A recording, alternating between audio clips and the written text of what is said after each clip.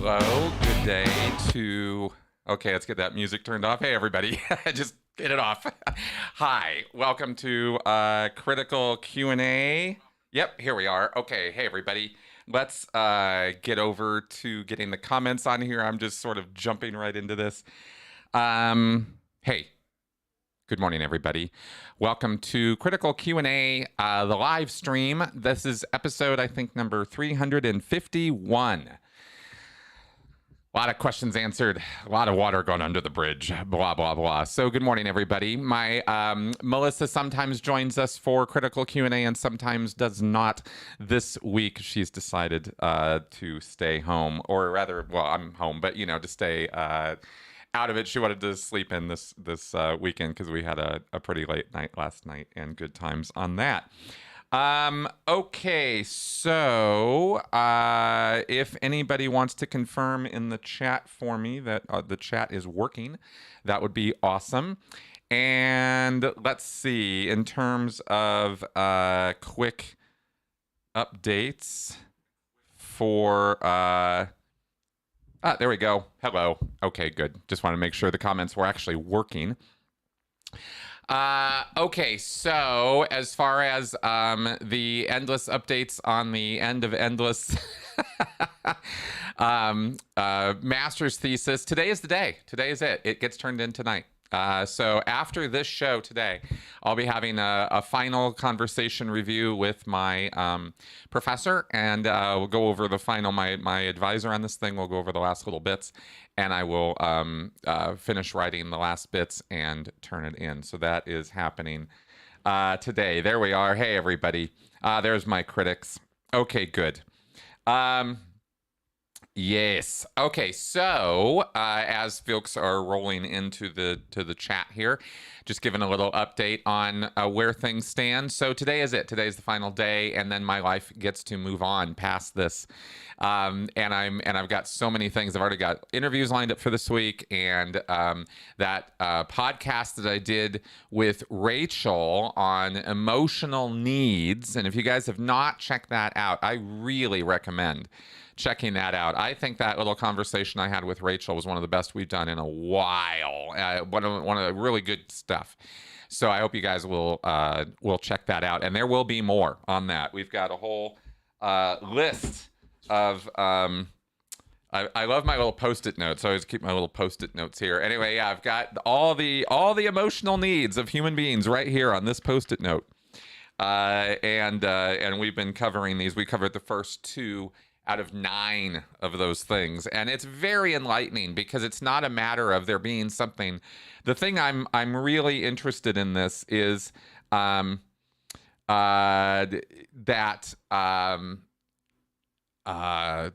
it's so interesting. These emotional needs are not something that's wrong with you. You know, we're not talking about pathology here. We're talking about just day-to-day normal. This is us. This is who we are as human beings. And it's quite eye-opening when you realize that we have needs. We have things about us that really don't make a lot of sense. They're not fully, like, they're rational. They make sense. But the things we do in order to fulfill those needs doesn't always make sense. But the fact that we have to fulfill them or die trying is what's so interesting. I'm fascinated by that. And anyway, as far as Henny, thank you for that question. And yes, I am actually now at the point where I'm really pumped about this thesis that I've written, this research that I've done. I'm very excited about it. And I think I've described to you guys tell me if I'm wrong. I think I've described to you why it is that the work I've done is kind of new and interesting and different than what has been done before. I don't want to go on and prattle on and on about the work I've done because I feel a little, I'm so into it and I've been working on it for months, and it's original work and it's my work, and the results of it I'm quite excited about. But it's kind of a dry thesis, you know, as far as that goes. It's not like my book or the more popular kind of work writing that I do. So I don't know if you guys are going to want to, you know, read it or not. I'll put it up after I get it graded. I will Yeah, 10 more years in the RPF. Right on. Um, anyway, after I get it graded, I will put it up on my blog. I'm not going to post it till after my professors and graders and stuff look at it. But I am actually quite excited about it. Oh, thank you, Henny, for that conversation with Rachel. It was extremely informative. Yes, good. That is the point of that. So anyway, good times there. And anyway, one thing I'll just say this on the thesis, and then we can get on with maybe some of your other questions. No one's done research like I've done on this. I have two things that I'm bringing to the table with the work that I'm doing on cults and Scientology and coercive control that other people aren't. That I get to say I'm doing, right? One is that I think I'm the first, I believe I am the first ex-Scientologist to go get a master's level, postgraduate research level work on the subject of Scientology. A lot of people have written about Scientology after they came out of Scientology, and there is some amazingly good work out there. But nobody that I know of has left Scientology and gone on to do academic publications and research and publications on Scientology. So I think that's new. And the specific what I'm doing, it's kind of like anti-apologetics. And by that, I mean, I have, you guys have heard me talk at length about these new religious movement scholars, these people who are in academia, religious studies scholars, sociologists, faux, pretend sociologists, and psychologists. Some psychologists have gotten into this as well, but for the most part, it's been religious studies guys and sociology guys. And these guys will approach Scientology from the viewpoint that it is a new religious movement, an exciting, new, different, 20th century manifestation of a new religious movement. Rather than look at it through a more critical lens as a destructive cult. They don't believe that brainwashing is a thing or thought reform is real. These are people who are not psych majors for the most part, don't really get into the psychology of things much. And so approaching it from that point of view of religious studies, they go, hey, this is just another religion. So it's a little baby religion. This is let's study this, right? And then they justify, rationalize, talk about it.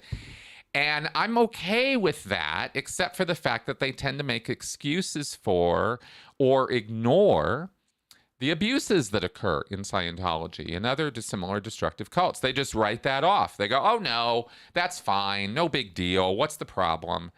And you and I know that there are huge problems with that Scientology is rapacious, that they have a vulture culture, it's a surveillance culture, it's a confession culture. There's a lot going on in Scientology that's kind of unsavory, and they don't go into that or analyze that. And so, and they tend to do it from a rather opinionated point of view. They don't do it from a, here's the material, here's what it says, and therefore, here are the conclusions we can draw from that. And that tends to be how religious scholarship is done, is you really dive into the materials and you interpret and look at what they're about and what they say. And that's like apologetics or counter-apologetics. But that's not what these guys, these new religious movement scholars tend to do. They tend to editorialize. And so what I'm doing is, rather than fight continue the cult war by countering their work with more opinion-based research or work that I would do, instead, like a lot of the writing that I've done about them, instead of doing that, I'm doing research into what Hubbard actually said and showing how he creates a framework of coercive control. It's an actual argument. It's not just an opinion. So that kind of work has not really been done on Scientology. So that's me. That's the end of me trumpeting myself on that. But that's what I've been working on, and that's why what I'm bringing to this is exciting for me, and something that nobody else has done before. And that's at least not from an as an ex-Scientologist. There have been a couple of scholars, Hugh Urban. Stephen Kent in Canada, for example, who have done this kind of analytical work and research on Scientology, but they're not former members. They've never had anything to do with it before. And their analysis is great, but one thing I found in doing this work is that having the viewpoint of being an ex-Scientologist gives you a lot more depth in looking into how deep the rabbit hole goes. Because for somebody who's never been involved in Scientology before, they don't necessarily get all the levels of loaded language and nuance of belief that exist in Scientology. And so they don't necessarily understand everything Hubbard is saying or appreciate what he's saying at the depth and level that a Scientologist would. So so that's kind of fun for that, and that's what I'll say about that. Okay, so this is not a call-in show, but if you have questions for me, throw them in the chat as you are doing, Robert, and I will start answering your questions. So, hey, London. Okay. But Robert, you can always call in on Friday. If you want to call in and talk to me, we can do that on Friday.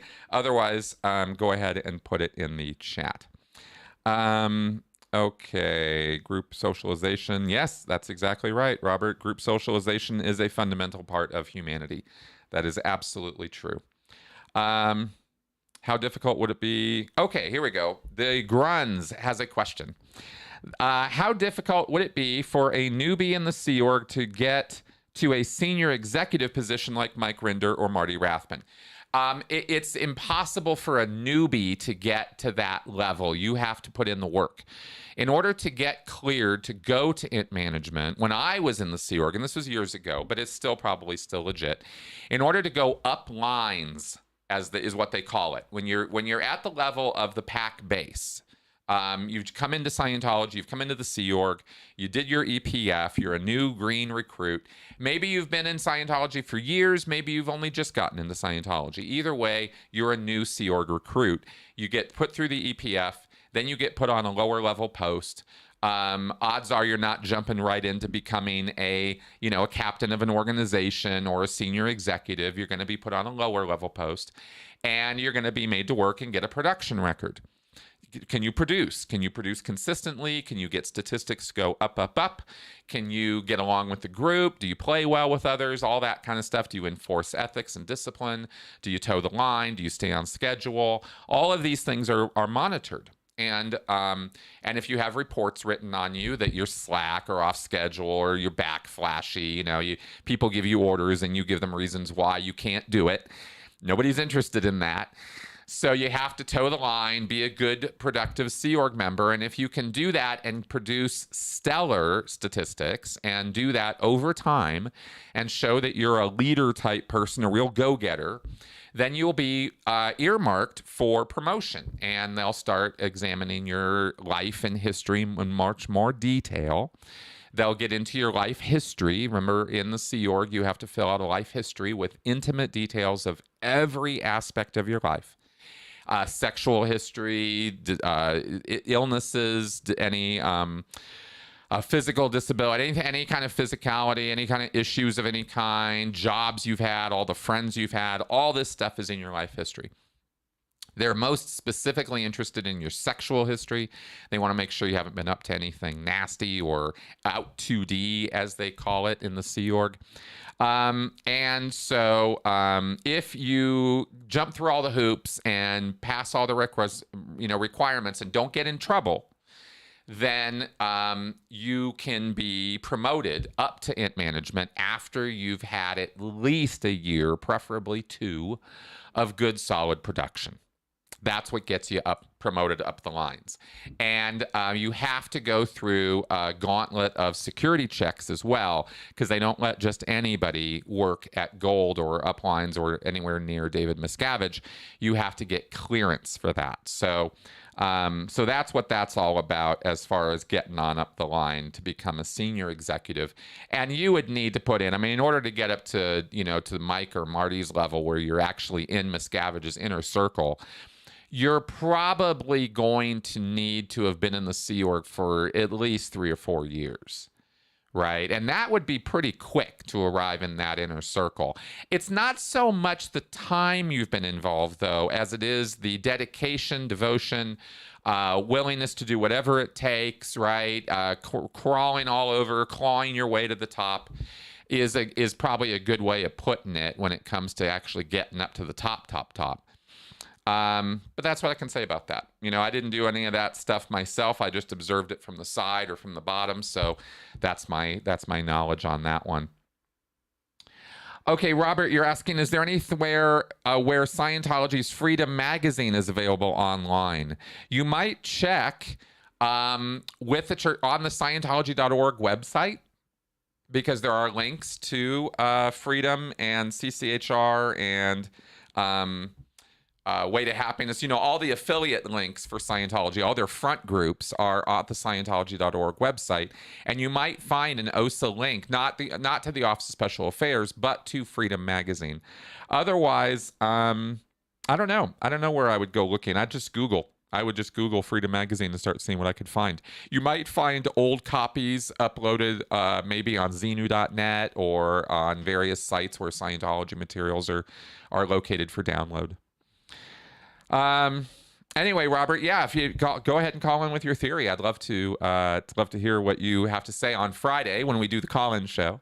If you don't want to put this is pretty much just for questions in the comments section. So if you have questions for me, go ahead and leave them in the comments section. And if you put the at Chris Shelton there, then it gets a little highlight so I can see you're asking me a question rather than just commenting on what we're talking about here. All right. Hey, Steve. And hey, hun. All right. Let's see here.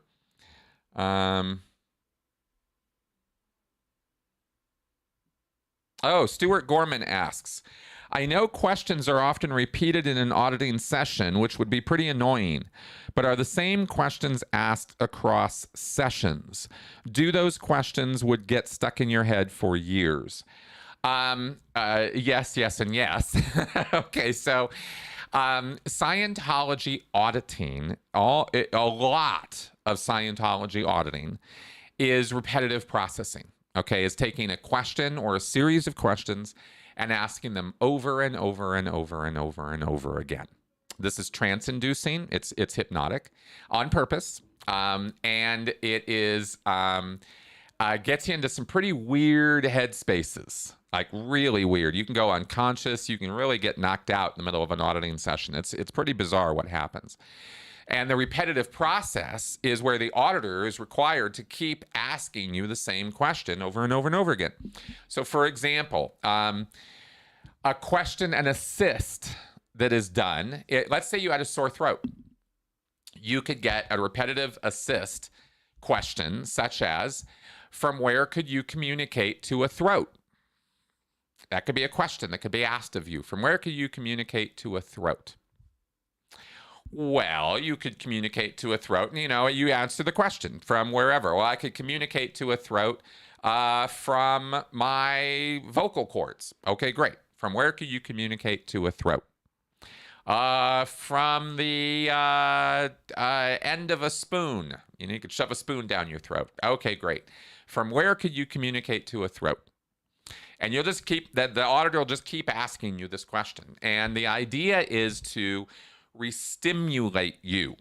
Okay, what Hubbard is intending to do, or what he says he's intending to do, what he's intending to do is hypnotize you. But what he says he's intending to do is re-stimulate past experiences and traumas you've had connected with the throat, and injury or harm or pain in the throat through this question of communication with a throat. And so, and this is just one of many, many, many, many, many different questions that can be asked. Okay, I just pulled this one out of wherever. So you restimulate the earlier traumas. You get the person thinking about earlier times they've been hurt, injured, accidents, whatever, and you run them out, right? By exposure to those past traumas and thinking about them and talking about them. It's supposed to relieve a whole bunch of mental electrical charge that Hubbard said is connected with the mental image pictures you carry around with you of these traumatic episodes. Okay, that's what that's all about. It's ridiculous. It doesn't work. We already know it doesn't work. This is not a way to relieve trauma in a consistent, uniform fashion with people, but that's what Hubbard said. So that's what that's all about. And if you don't finish a process, to answer your question, Stuart, in a single auditing session, you get to what's called a flat point. You get to a part where, okay, at least we can take a break and end off the session for the day, and you can go home, go back to work, carry on. You're not, you don't walk out of the session all.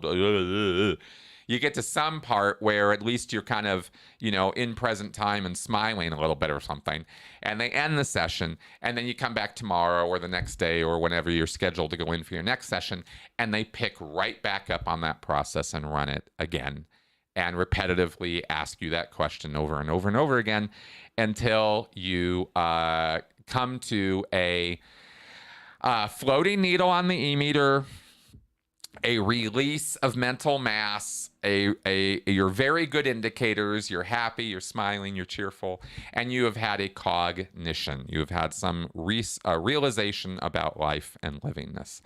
Those are the 4 things that have to happen for you to end off on that process. And until you have those 4 things happen, you ain't done with the process. So the process might run for quite a while. Or it might go really short. It depends. These repetitive processes are weird. But that's generally how a Scientology auditing process is run, repetitively like that. And yes, it does create its own trauma. Absolutely it does. As well as its own levels of hypnotic trance. And with that, you can engage in, even unwittingly, you can engage in post-hypnotic suggestions.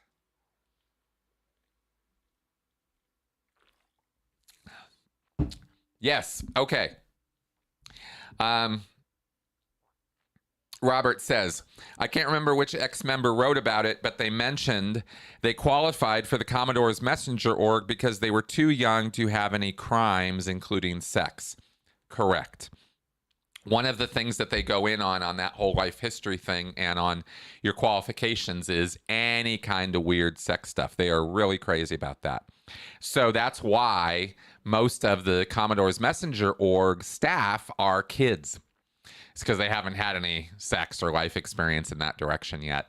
It's weird. It's a weird obsession that the Sea Org has with sex. It really is. They're quite nuts about it, and that comes straight from Miscavige.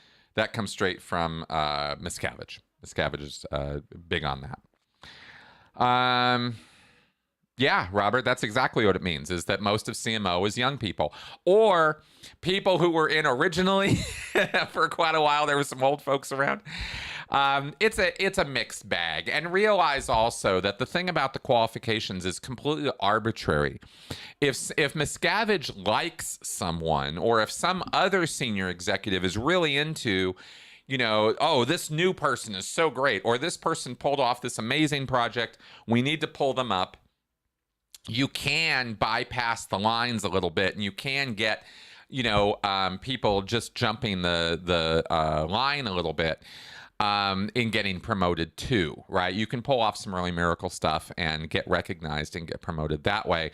But generally speaking, they're still going to run you through the whole security checking gauntlet and all of that. So it's just a weird, nutty, culty thing. It's life in the Sea Org. It's funny talking about it now. I'm sort of just like, God, these people are so nuts. It used to be, I really used to be able to understand and think with this stuff a little bit. Or like, oh no, it kind of made sense because of blah, blah, blah. And now I look at it and I'm like, no, it doesn't make sense. It's just stupid. All right. Anyway. Yeah, yeah. It's not about getting sex partners, Cyrax. For sure, it's not about Miscavige looking for people to screw around with or have sex with or something. Scientology is really interesting in that there have been plenty of sex crimes committed by people who are, not good people in the Sea Org over the years, but dogmatically, right? In terms of how the organization, in terms of the leadership, in terms of the rule set, it's all pretty anti-sex. And it's really not a kind of, I mean, unless Miscavige, excuse me, is pulling off like, secret orgies every other night or something, and nobody's ever reported on this. We have no evidence or indication at all that Miscavige he seems asexual, if anything. It doesn't seem like he's really very interested in sex in really much of any way at all, except to deride it. And he's fascinated by other people's sex lives. So maybe he's not asexual. Maybe he's just really closeted, or maybe he's just very, very repressed and he just won't ever go there. And so he just kind of lives vicariously sexually through other people's sexual exploits. I don't know, but he's really obsessed with other people's sex lives. So, but not in having his own weird sex. That's what I'm kind of trying to say there. It's a weird thing. Okay. Yeah, easy prey for narcissists. That's true. Okay. Oh, Jonathan Perry, why does a Thetan require a body at all? That's a great question. Because it has an interesting answer in the Scientology mindset.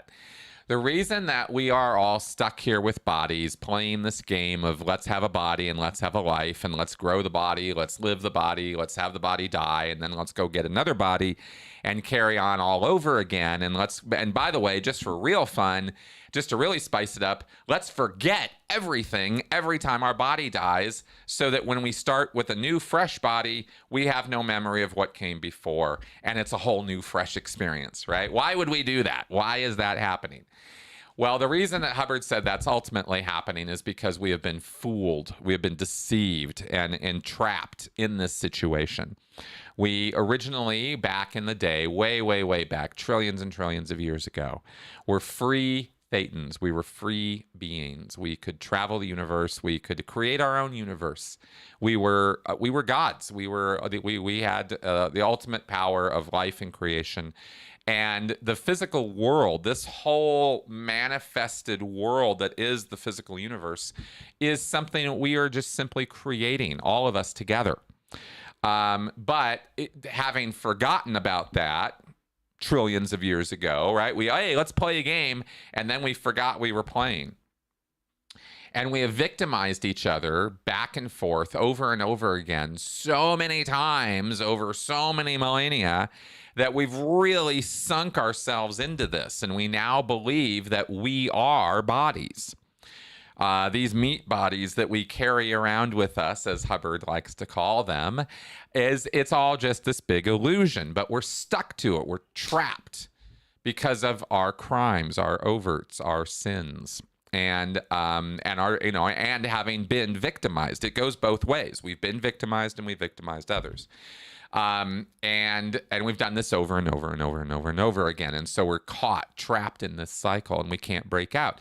And if you forget your true nature, if you forget what you really are and who you really are and where you've really been and what you've been about, then if you have no memory of it, no ability to do anything about it, then you're stuck. And that's where Hubbard says we are. And so you have no choice in the matter. You are compelled to go get another body when your body dies. You've got implants and commands and, this kind of stuff that you carry around with you.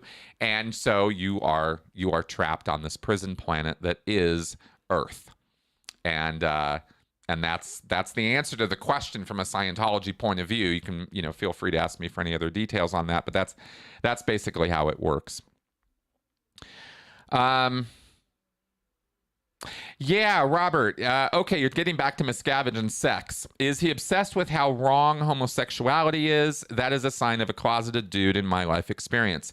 Possibly. You know, he's obsessed with sex, period. And he definitely seems to deride and ridicule homosexual sex.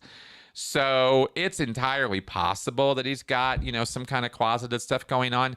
I'm pretty sure a an analytic sort of, you know, review or breakdown of Miscavige would just go on and on and on and on. There's probably just volumes of stuff to take apart with that guy. I'm not going to conjecture a whole lot more on his sexual proclivities, but it is just very interesting that the man is so obsessed with other people's sex lives. That much we can say for sure. Why? You know, who knows?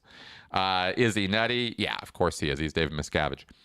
Yeah, does he? Okay, Steve Wood. Does David Miscavige have a partner these days now that his wife is out of the picture?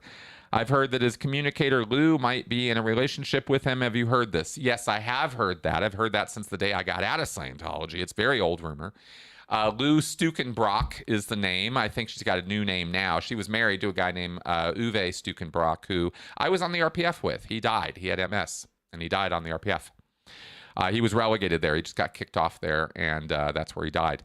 And so his ex-wife, Lou, is David Miscavige's communicator, or at least was, as far as we know, she still is. And there have been rumors about some kind of romantic entanglement, but they're just rumors. Nobody knows for sure. And that's pretty much all the data we've got on that. Okay, Dorte, I have a weird question. What happens to the body of a member of the Sea Org when the member has passed away? Do they get buried or do the remains get discarded by the mortician? They have funerals. The family decides, I think, for the most part. I've seen cremation. I've seen burial. I think I think mostly I've seen cremation, but it's not like there's a ritual or some sort of, you know, set of instructions for what happens to Sea Org members when they die. It's pretty much left up to the person and the family and their wishes. Okay. Say sex doesn't anyone's kind of abuse. Yeah, exactly. Hubbard, yeah, you're talking about LRH in terms of the asexual not abusing his followers. Same thing. Hubbard, no evidence that in his later years he was sexually abusing followers. However, we do know for a fact that the guy was a serial philanderer and cheater in his earlier days, and in the early days of Dianetics in the 1950s, all bets are off. The guy was probably having whatever sex he wanted with whoever he wanted. Come the 1960s, 70s is when we see that sort of start narrowing, and Hubbard starts getting a little nutty, like really seriously mentally. You start wondering. I call it in the 60s. That's when I think he went nuts. I think other people say the 70s when it was obvious, and when he had, you know, this cysts on his head and brain issues and a stroke and broke body parts, motorcycle accident, all kinds of stuff happened to him. But I think he's really started losing it mentally in the 60s. And I don't know if that relates to the asexualness or not, but that's how I see it. Oh, hey, what an interesting question. Christopher Martin asks, as a skeptic and critical thinker, I'm interested to hear your take on what you think is going on with all those reports of UAPs, unidentified aerial phenomena. Yeah, isn't that interesting stuff? One second, one second.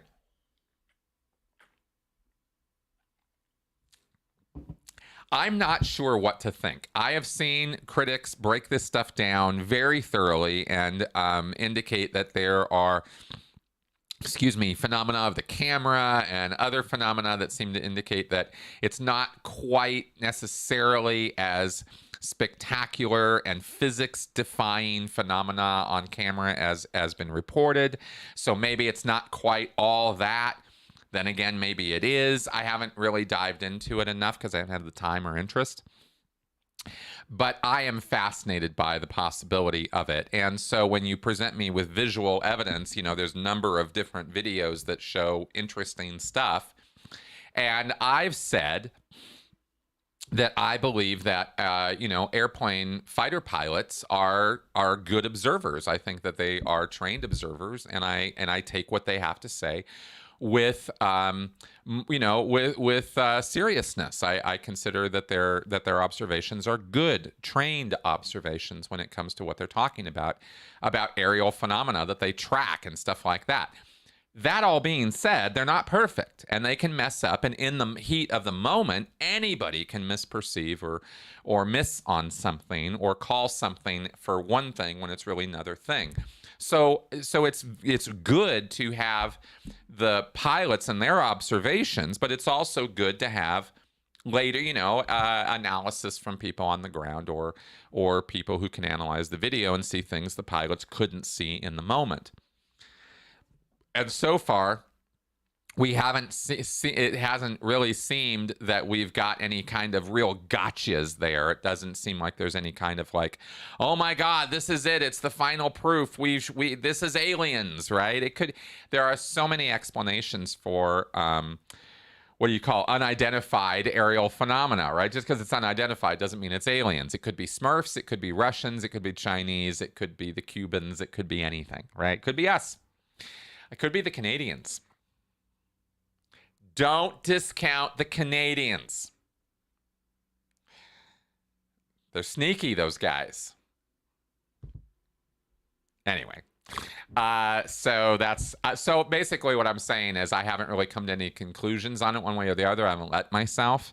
I just kind of watch what's occurring with interest and with a certain amount of giddiness, because I do want to believe. And when it comes to aliens and alien life, I do believe that mathematically speaking, the possibility of there being life elsewhere in this universe is absolutely, I think it's a certainty.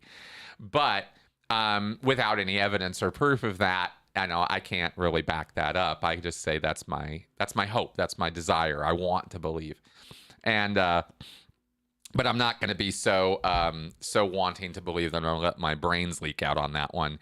I just I track the phenomena, I watch it, and I watch it with interest. But I do pay attention to what the skeptics say, and I go, okay, maybe that was an artifact, maybe that was just a video, whatever glitch. And maybe that thing really didn't defy physics the way that they're reporting it did. I'll let those guys sort it out. It's not my thing. Yeah, I'll say you Canadians, man, I gotta watch you guys. Okay, cool. All right. Oh yeah, we will be moving apartments soon. In fact, we have secured a house rental, so we're actually quite excited about that. So that'll be happening in the next couple months. Okay, cool, Dorte, and Henny. Okay, I heard about guns being stored within Scientology. Any truth to this? Yes, Scientology security at Pac Base and at Gold have verified reports of firearms. They have guns on property, absolutely, and the security guys are trained to use them. Yeah, definitely, and I'm pretty sure the same would be the case at Flag. Excuse me, in Clearwater. Absolutely. No question about it. They're not going to mess around with that stuff. When Miscavige is around, if the base needs to be secured, when the riots were happening back in, what was that, 92, the LA riots, the firearms came out. In security's hands. It's not a free-for-all. Some Sea Org members do have their own guns, and they are required, I believe, by base policy to keep them locked up in security so they have access to them when they want them, if they have a day off or something. But you can't just wander down at 10 o'clock at night and go, give me my gun. Doesn't quite work that way. So they do regulate it, but that was my experience with gun ownership. Now, you could potentially get away with having a gun, keeping it in your dorm, keeping it in your room, in a lockbox or stored away somewhere where security doesn't find out about it. But remember, security comes around into people's dorms and in their rooms all the time when the Sea Org members are not there and just rifles through their stuff. I saw it happen over and over and over again. So you do not have any personal safety or security or sense of security as a Sea Org member. Privacy. There is none of that, and you have no right to that as a Sea Org member. That's definitely a given. Oh yes, I knew this was going to come up sooner than later. Okay, Vernon. Hi, Chris. Have you seen Lloyd Evans' latest update on his YouTube? He is going through some personal issues with his family. Yes, he is. And that is Lloyd's issue. That is his personal problem. He's got some exposure of some sexual proclivities, I guess you could say, that he has had, and he has sort of owned up to that, but in such a way that it kind of comes across as, fuck all of you guys, it's my business, not yours, and how dare this come out. And fair enough. I get that. I totally do. You know, having a personal life myself and not wanting it, you know, all exposed to everything. I'm pretty open with you guys about pretty much everything. But not everything. You guys don't know everything about me, and you don't need to know everything about Lloyd either. As far as this controversy, though, goes, I just think it's pretty unfortunate, because I hate it when I see, you know, ex-member activists or people who do what we do, you know, lambasted in a public forum. It's never pleasant or fun, and I don't know that what's been exposed is particularly anybody's business. There is no evidence that I've seen yet of an actual crime committed or anything like that. With Lloyd, apparently he was taking, you know, engaged in sexual tourism in the Philippines or something like that. And so there's this insinuation or inference that he must have been having sex with minors. He absolutely denies that that's the case, according to the statement that I read from that he posted. And that's the situation with him. Now, he and I have not really been in touch in a very, very long time. Lloyd sort of decided on his own bat that he did not want to do Three Apostates episodes anymore with me and Jonathan Streeter, because he disagreed with our stance on the Black Lives Matter organization. And I had things to say about BLM last year or year and a half, 2 years ago, whatever it was. And Lloyd didn't like what I had to say about that. And so he decided that he didn't want to make content with us anymore. So that way, way, way preceded this whole blow up. And as far as, you know, I don't know. I hope that Lloyd navigates this well, and then he gets through it and comes out the other side and is still able to do good work, because he does good work. As far as his exposure of JW abuses, as far as I can tell, he's done really good work on that. So have a lot of other people, by the way.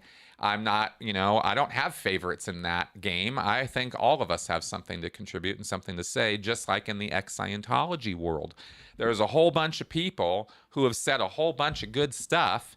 I'm just one of many voices, right? And so is Lloyd. So I don't think that, you know, he's the greatest ex-JW critic ever or anything like that. I just think he's a good guy, and he's put out some good work. And in fact, he's done some championship work. I mean, he was involved with Leah on the Scientology and Aftermath episode about the JWs and that whole thing. So good work there. As far as the rest of it goes, that's my take on that so far.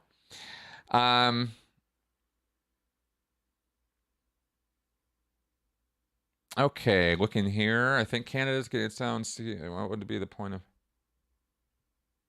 Oh, no, Robert. Robert asks, he says here, I think, excuse me, I think Canada is getting its own continental management office.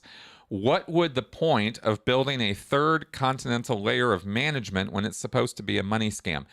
Robert, there has been a CLO, a management unit in Canada for decades. They have had their own management unit for a very, very long time. That's not a new thing.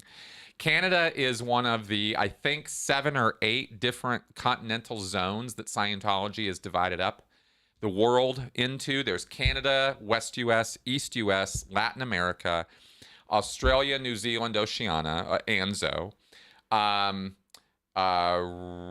EU, and Asia, and Italy. Italy is its own thing, because there's so much Scientology in Italy. and then Africa. So what is that, 9, 10, something like that? Anyway, those are the geographic zones. Each one of them has their own continental management office, has been that way for a very, very long time. Since the 1970s, I think, is when all that was set up. Okay. Yeah, Jonathan, I know you keep pestering me about this Dave Chappelle thing. I really need you to calm down about that. Okay, please. I'm a really busy person and you email me a lot. So I'm publicly asking you to please bring it down a little bit. Okay. I will definitely look at that email. All right. Now let's see. Okay, we got caught up. Okay, so oh my God, Vernon, that would be fascinating. Do a live podcast with John Atack at his house. That's an interesting idea. I will have to ask him about that. Thank you, John. I will definitely respond to your emails. I answer all my emails, guys. I really do. But it does take me a little while sometimes because I get real busy. But I really, really, really, really, really, really try to answer every single email that comes my way. But you got to give me some time. Okay. So I can't believe I've actually caught up with the questions on a live Q&A. That never happens. I did have a couple questions pulled up from my queue in case I needed them. Oh,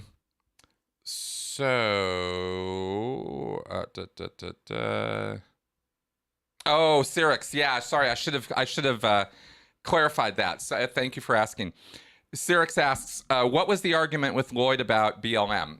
My argument with BLM, with the BLM Black Lives Matter organization, not the movement, was there were just indications of culty, coercive control kind of stuff, and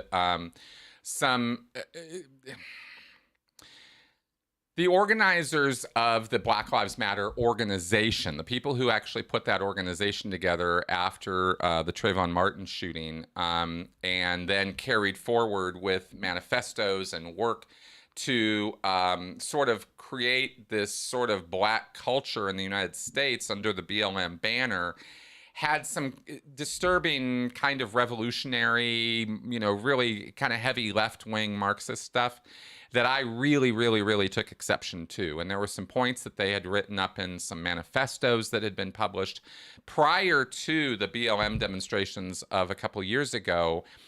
This stuff was up on their website, and then they kind of, cleaned it up a little bit, but it was still sort of there, and there were shades of it, and it just wasn't something that I thought was presenting itself as to what it was really trying to do. I thought that there was some anti-government,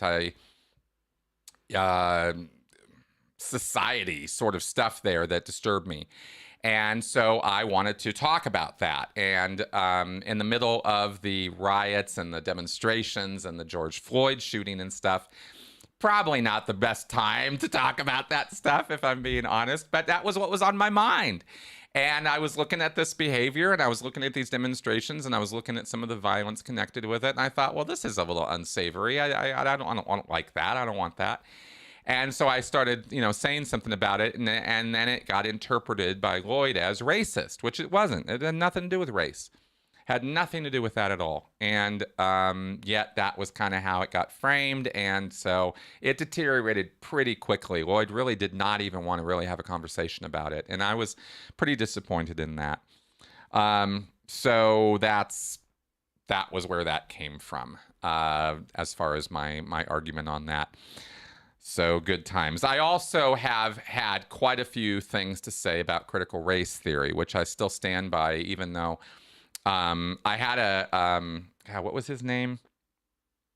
I forgot that guy's name. Anyway, I had we did a couple podcasts on critical race theory, and I don't like it. I don't think critical race theory is good philosophy. I don't think it's good law. I don't think it's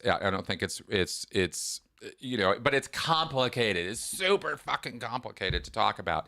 And everybody seems to be getting it a bit wrong in terms of all the arguments that have been flying around about it on social media for the last couple of years. Yeah, James Lindsay, that's the guy's name. So, so that's why I was like, you know, I don't want to get into that critical race theory stuff too. So, anyway, yeah, not good. Not a good time. It was a very, very bad time on a number of counts on that. And anyway, so that's how Lloyd and I kind of had our falling out. And I did want to say this. I forgot about this. Lloyd and I saw each other at the Faithless Forum a few months ago down in Austin. I went there, and I was just an audience member. I didn't speak. And but Lloyd was there, and he was a speaker. Anyway, so he and I saw each other. We did shake hands. We did smile, but you know, that we didn't really connect or reconnect. And I guess he's got other things on his mind now. Yes, CRT was an old computer screen. That's right. That's my preferred CRT. All right. So that is my answer on that. And we've got about 10 minutes or so left in the show. So I'm going to pull up this question that somebody asked me. This is from one of my Patreon supporters. They said, why did LRH design Scientology in such a way that you don't figure out about OT3, the whole Xenu thing, until you're so far in? Did he add and tack these beliefs on later? And why do they seem so out of place with the rest of Scientology? Did he create them when he was going nuts? And did he actually believe it? Yes, yes, and yes.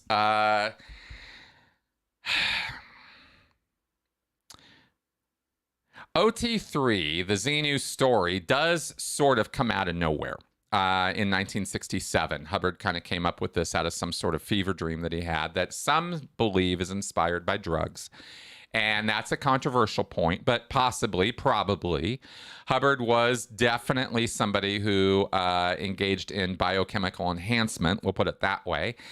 And so it's entirely possible that this is all just some drug fever dream that he had about Xenu and intergalactic genocide and, you know, implants and all of that.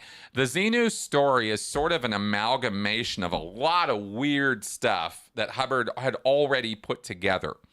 The idea of entities or spirits or body thetans had already been around in Scientology since 1952, although they weren't called body thetans, but the idea of entities or individual separate life units, you could say, that live on you or in you or around you or in your body is an old idea in Scientology. That goes back to almost to the beginning. But the idea of also the idea of the Markabian Confederacy, of having space, you know, what do they call it? Space opera, having like stuff going on in space, interstellar conflicts, Star Wars kind of stories. That was also already heavily ingrained in Scientology, again, from the early 1950s. And the idea of implants, of invader forces, of Earth being a prison planet, of there being you know, wholesale implanting or brainwashing of spirits of people here. That was already all existed in Scientology before Hubbard came up with Xenu. So when Xenu popped out in 1967, it was only to a select number of Scientologists who Hubbard had deemed were ready for it. So not all of Scientology got that right away. And to this day, only about 5% of Scientologists actually make it to the level of Xenu. So it is a sudden kind of shift onto dealing with body thetans, and you do deal with body thetans from OT3, 4, 5, 6, 7, right? So it's a big chunk of Scientology is dealing with this stuff. But it didn't come out of nowhere. It was built on earlier ideas that Hubbard had sort of put together. And that's what I can say in terms of answering that question right away about that. Out damn Thetans. That's exactly right. Okay, let's see here. Robert asks, what would LRH think about modern Star Wars? Would he prefer the pre-Disney original material or the Disney abomination? I think Hubbard, we already know that Hubbard loved Star Wars and the effect that it had on society. And that's why Hubbard wrote Revolt in the Stars, which was that I earlier had called it a screenplay. It's not a screenplay. It's more of a, I guess you'd call it a treatment or a story or something. It's really written as a short story, but it's, or a novella, I guess you could say. It's sort of one of those weird length things. It's an awful story. But that story was written in response to the popularity of Star Wars. And Hubbard was all about space opera. And he thought that this would be a great way to get people on board with Scientology, is to tell the Scientology Star Wars story. And that's the Revolt in the Stars, which is based on the Xenu story. The only thing that's different about Revolt in the Stars is it doesn't mention anything about spirits or thetans or implants or any of that. So you have the whole catastrophe and the genocide, but you don't have all the brainwashing and implanting and spiritual aspects of it. That was all kind of removed from the story.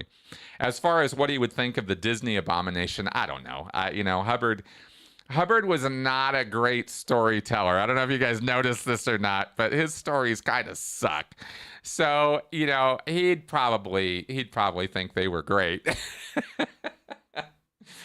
I don't know if he was an ELO fan. Oh,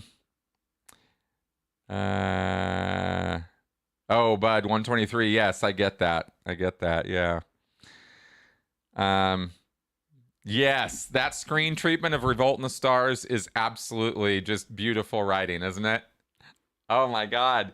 If you guys haven't seen it, you really should download it. It's available all over the place on the internet. I'm sure you can find it at xenu.net.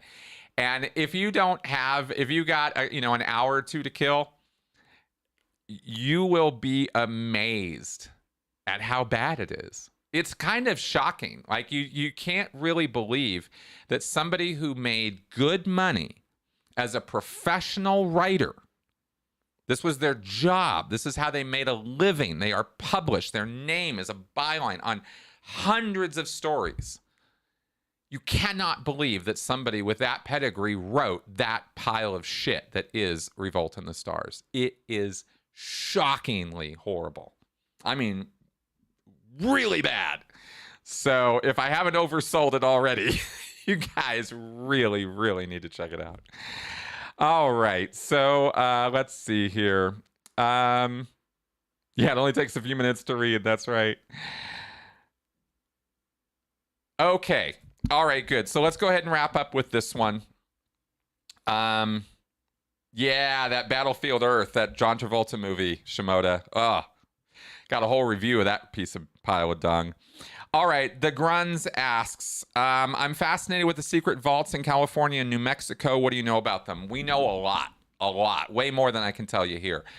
There's whole podcasts that I have done. If you want to Google my Sensibly Speaking podcast with Dylan Gill, I think we did 2 of them, and we talk extensively for hours about those vaults in California and New Mexico. The attempted one they tried to build in Wyoming that got aborted.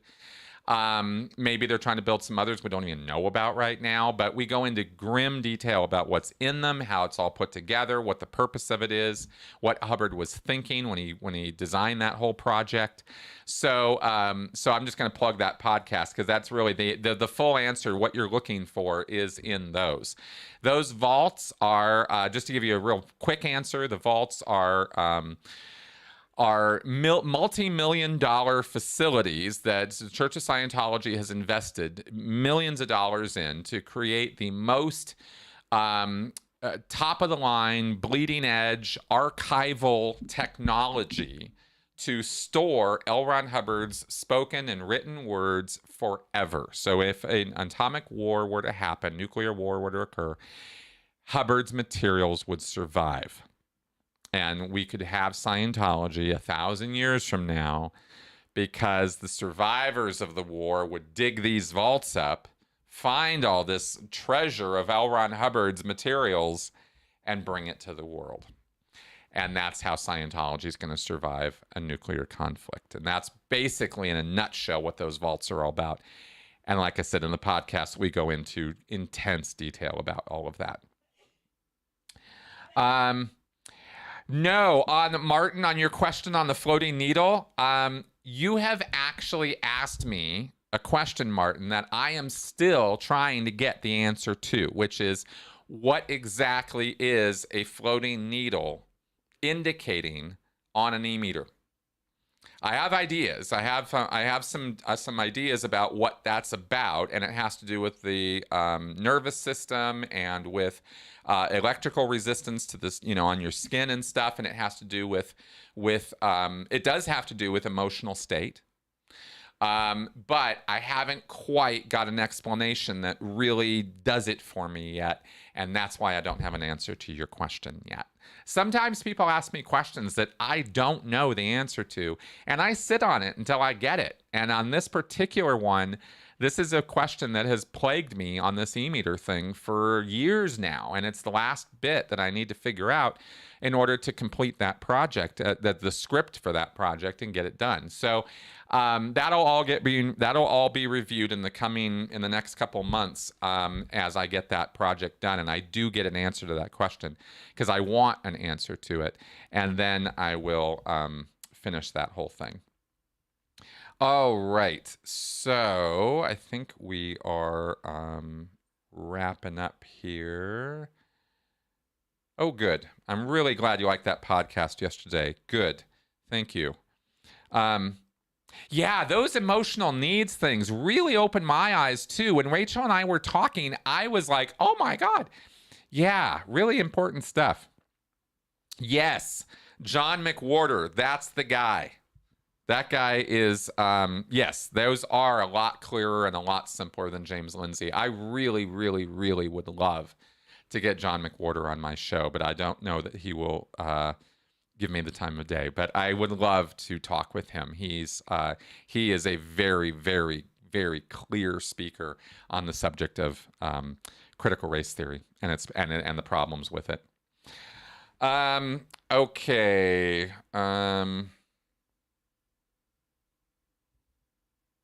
Yeah, that circle and triangle thing, it's actually diamonds. It's a couple of circles with some diamonds in them. And those are, I don't know, Jonathan. I mean, quite honestly, because Hubbard was insane. I mean, I don't know what this dude was thinking, putting symbols on a ground that you could only see from the sky, like the Nazca lines. It's nutty. It's crazy. Hubbard was insane. So not everything's going to have a rational explanation, It's so funny, this guy, Hubbard. I mean, just you try to figure this guy out, you try to figure him out, and then you realize some things about him, they just don't make sense. And I don't mean that in some blow-off way. I'm trying to say some things about this guy and what he did, I don't know that we're ever going to have sensible answers for. It's just that nutty. All right. Yeah, that's a good question, X-Cyan. Why do some people have such a button on autonomy and others don't have a problem with agreeing with mandates? It is a funny thing. Autonomy, the ability to have a choice. I believe it comes out of trauma. I believe it's trauma enforced. I think that people who are, going to kill themselves because they're going to have a choice and what they're going to do, and there's nothing you're going to say about that, and I'm going to have my choices, even if my choice is to die, in order to be right about my choices. I think that level of irrationality, of an inability to change one's mind or examine facts and figures and look at, what one should do, I think that comes out of trauma. And I think that you're going to find, childhood or early life instances of stuff. And I'm not talking about engrams. I don't mean like deep subliminal stuff. I just mean you're going to find trauma. And you're going to find people who have had their choices taken away from them forcefully, abusively. I think you're going to find people who have felt that they have been, or who have honestly been, victimized over and over and over again, and so they will fight for any choice they can make because it's mine, god damn it, kind of thing. I think that's where that kind of comes out of.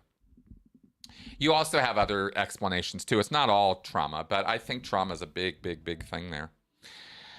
All right. Yeah. That's good stuff. I saw John McWhorter, Bud, on Andrew Yang's podcast. That's where I thought he did just a brilliant job. If you guys want to check that out, Andrew Yang has a podcast where he interviewed John McWhorter, and that gives the whole breakdown on CRT quite well. All right. Yeah, insanity is a little inexplicable. So yeah, exactly, Shimoda. Good stuff. Okay, guys, let's go ahead and wrap up because we've done our hour here, and I hope that these were decent answers to your questions, guys. I always do my best.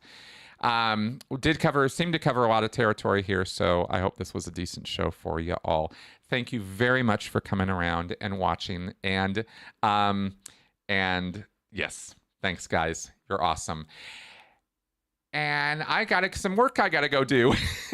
Okay, so with that, we will wrap it up.